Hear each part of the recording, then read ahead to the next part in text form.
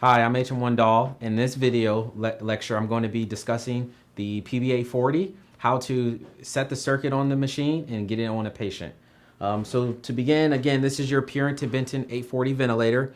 This top screen right here is your provider interface. That's where you're going to input your parameters or settings and review your measurements of what the patient is doing. And then below here, this power switch right here under this plastic sheath, that's your on-off switch. At the bottom of the machine is a backup battery and internal air compressor. And then on the back, you have your 50 PSI air and oxygen sources. So I'm gonna plug those in. The power plugs on the ventilator should go to a red outlet. Okay, so first things first, this port right here says to patient. At that port right there, we're gonna place a Hepa filter. Secondly, we have this expiratory filter. This expiratory filter has like a cup at the bottom where it can collect condensate or rain out. So we're just gonna slide this in nice and smooth and then lock it.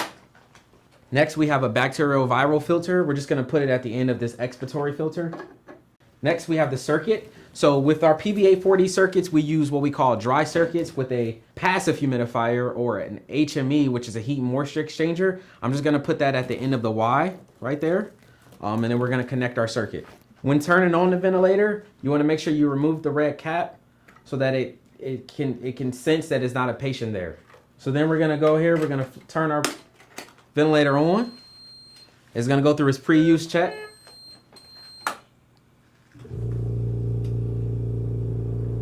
Okay, so the layout of the screen. So this bottom portion right here, it gives us the ability to either go to the same patient with the settings that we just set or enter new patient settings. So what we're gonna do for today's lab, we're gonna hit new patient. Right there, it asks us how much of the ideal body weight that we wanna insert. So I'm gonna depress that little block and I'm going to go to this rotary knob and I'm gonna rotate it until I'm just gonna say 70 kilograms and leave that there. At the vent type, I'm just gonna leave it at invasive for an intubated patient. Next, we're gonna go to the mode. For today's lab, we're just gonna leave it at AC.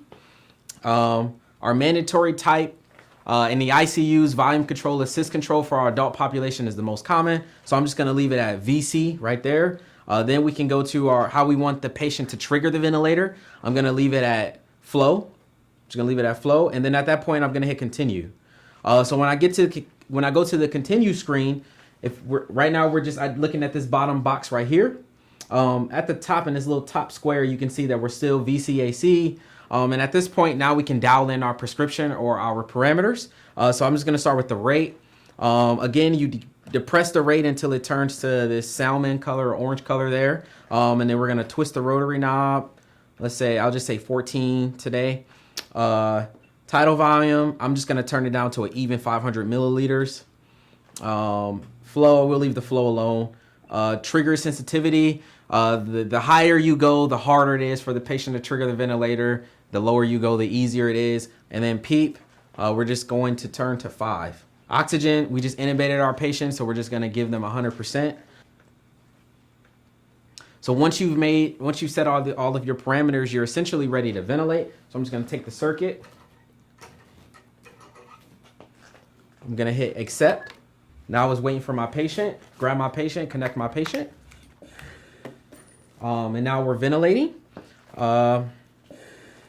So again, this bottom screen right here is all the parameters that we set.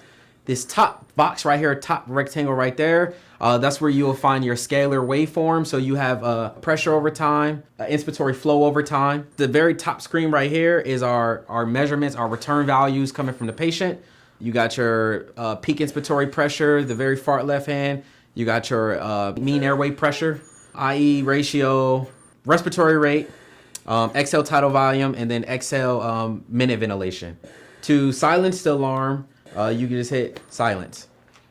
So right there, just for the sake of this video, it has I have an alarm message there saying that the flow being delivered is a little high. So what we can do there, I'll just go into the alarms for the sake of this.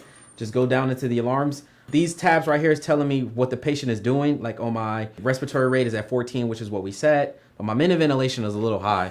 So I'm just gonna dial the alarm up. Typically for our alarms, we put them up to about 22 liters per minute. That way it gives them room to cough or breathe or be agitated or something like that. Peak pressure 40 is fine. Respiratory rate says off is a little high, so I'm just gonna turn it down. Probably about 40. You can do your exhale tidal volume.